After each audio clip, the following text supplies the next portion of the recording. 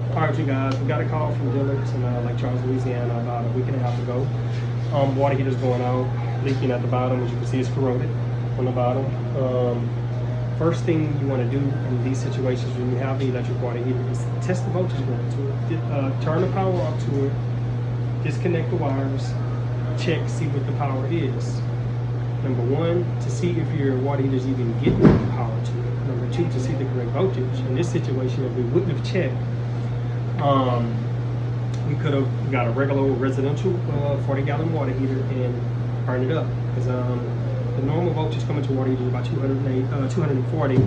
This one had 280. It looks just like a regular 40-gallon water heater. So good thing we checked it, you know. So we had to custom order this little water heater right here. This is a 40-gallon, 280-volt water heater. So it took about a week to come in, week and a half to come in. The price difference on this thing is like outrageous. This 40-gallon electric is, because it's 280 volts for a 3-phase building, the jumper was $2,500 after tax, versus a regular 40-gallon residential heater, you're looking at $500 to $600 depending on who's selling it to you. I think now they're around $600 because the price inflation. But so what we want to do in this situation, let me show you a good tip. So normally whenever you're draining the water heater, this glove right here gets stopped up with all kind of settlement, you know. So this is my little trick that I can show you. I always take the nipple out on the outside, put a piece of PEX in it. You see it's draining. It has bad settlement in it, but it's draining. You know, just siphon it, let it drain, you know, do its thing. So in this situation, I don't like all this stuff that they have going on. So you want to see up in the next video, connect right here with some metal adapters. You know, like the green and one over. I don't know what they have going on here, but next video you'll see the water heater connected. I'm also gonna put it on a stand, clean up everything, make it look good. We'll see you next. Guys, the water heater is installed. As you can see, we redirected the lines that was going all crazy. From galvanized to copper, we eliminated, put them new water flexes here, put them new metal adapters, put them a new TMP because the TMP setup is different. Cane bottom down here.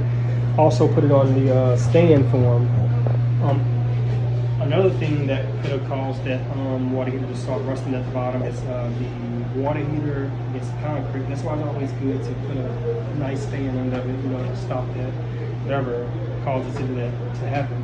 But so on this particular heater, I will be putting the model number of this water heater to where if somebody ever have an issue with this, they'll know, hey, this is what Derek had to do, all this and all that. But let me show you the panel of, so when the water heater comes, let's see real quick. Okay, come on, John, let me show you something real quick.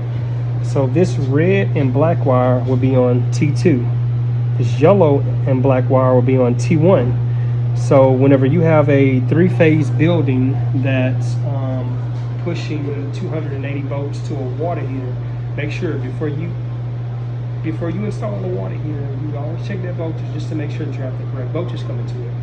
So if you have just the 3 wires, you know, the hot, the neutral, and ground, you have to do this conversion, what I'm about to show you. Come back, Jay.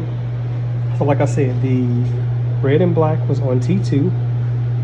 The yellow and black was on T1. So you have to put the T1 to L1, the T2 to L2, and you're gonna have 2 wires on both of them.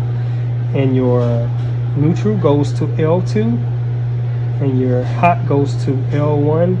And like always, your ground go to the ground bar.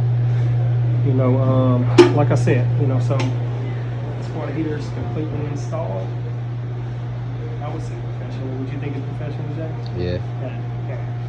So, but anyways, look, you guys, once again, if you need a plumber, you give us a call, 337-853-1558, or we are your dependable plumber.